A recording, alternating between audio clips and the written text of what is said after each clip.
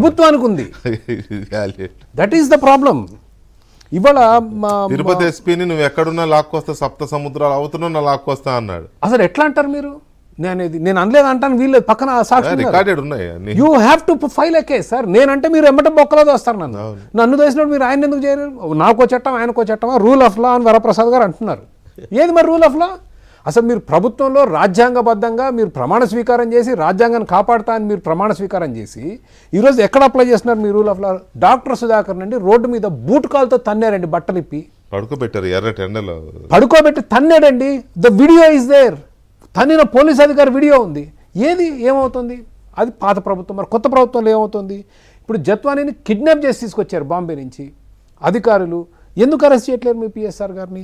ప్రభాత్ గారిని ఎందుకు అరెస్ట్ చేయట్లేరు? ఇవాళ బోరుగడ్డ అనిల్కి బెయిల్ ఇచ్చి హైకోర్టు ఆర్డర్లో రాసింది అసిస్టెంట్ పబ్లిక్ ప్రాసిక్యూటర్ అభ్యంతరం చెప్పలేదని.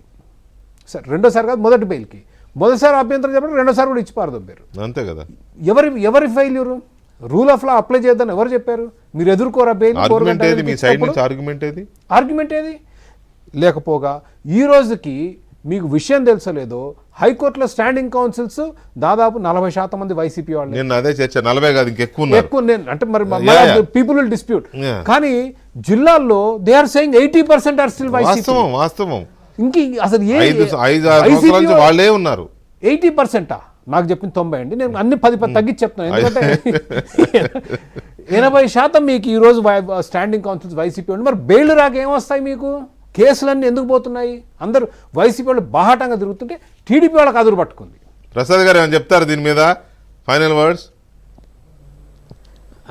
చెప్తాను. నేను వారి యొక్క కంప్లైంట్ నేనేం కాదంటలేదు, కానీ there is a due process అంటున్నా.